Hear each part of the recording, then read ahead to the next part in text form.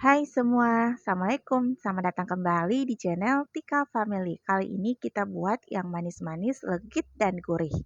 Cocok dijadikan ide jualan atau dijadikan takjil. Ingin tahu gimana aku buatnya? Nonton terus videonya sampai selesai ya. Semoga kalian suka dengan resepnya.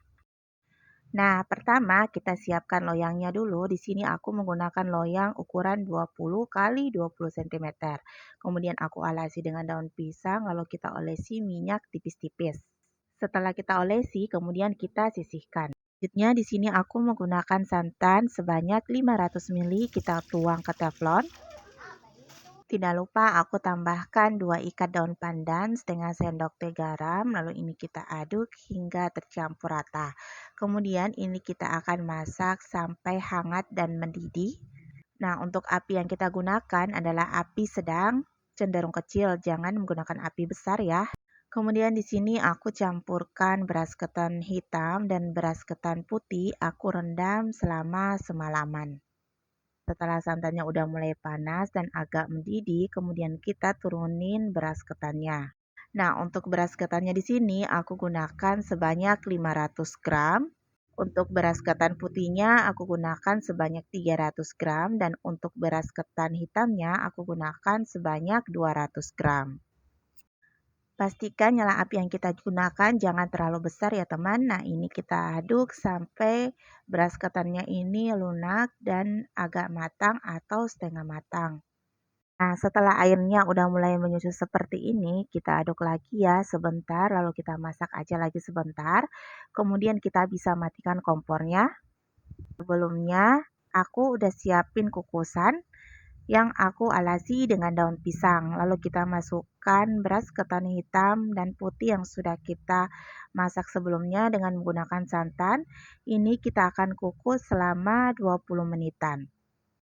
Nah, setelah 20 menitan ini udah matang ya teman.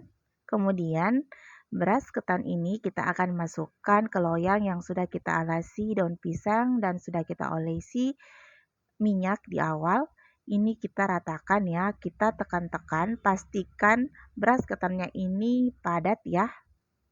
Biar nanti kalau kita buat lapisan merah atau lapisan telurnya ini nggak merembes sampai ke bawah. Jadi kita harus pastikan untuk bagian bawahnya ini tepung ketannya benar-benar dalam keadaan padat. Nah, kira-kira seperti ini ya, udah padat. Kemudian ini kita akan kukus kembali selama 15 sampai 20 menitan. Sambil menunggu kukusan ini matang, kita siapkan lapis gula merahnya. Di sini aku menggunakan 6 butir telur ukuran besar. Ini wajib fresh ya teman, si telurnya. Kemudian aku tambahkan juga gula pasir sebanyak 2 sendok makan. Tidak lupa aku tambahkan vanili bubuk sebanyak setengah sendok teh. Kemudian ini kita kocok sampai gula pasirnya larut dan telurnya ini benar-benar campur rata, nggak usah sampai ngembang ya. Nah, di sini aku udah siapkan 350 gram gula aren yang sudah aku serut, kemudian aku tambahkan santan hangat sebanyak 100 ml. Ini kita aduk-aduk sampai gula merahnya ini larut di santan hangat yang sudah kita siapkan di awal.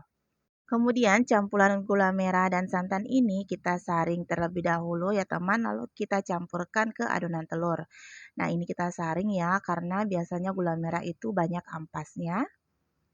Setelah kita saring, ini kita kocok sampai gula merah dan telurnya benar-benar tercampur rata. Nah, kira-kira seperti ini ya teman. Ini siap kita tuangkan di atas lapis beras ketan hitam yang sudah kita kukus di awal.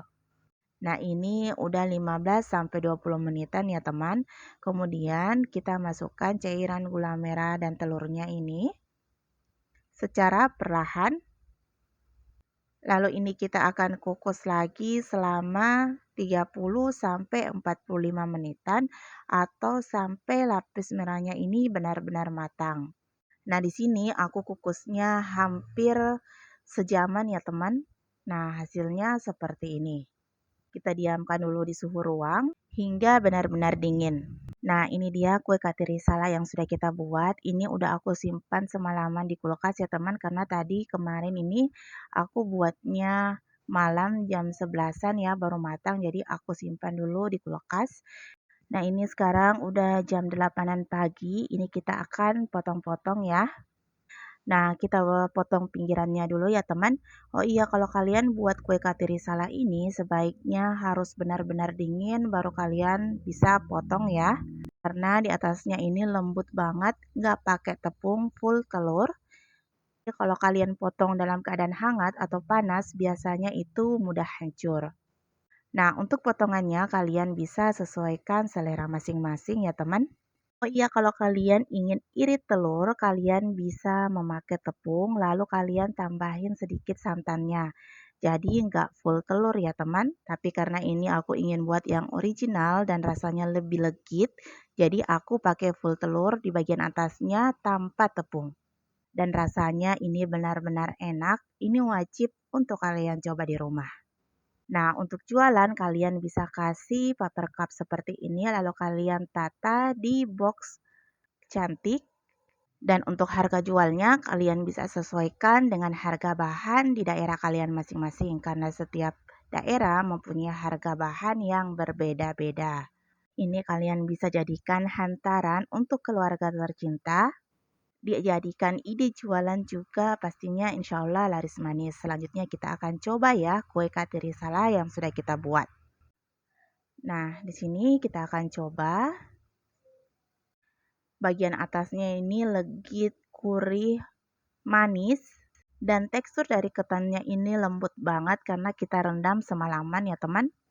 Pokoknya ini mah recommended untuk kalian coba di rumah. Nah, selesai sudah tutorial cara membuat kue katirisala khas Bugis.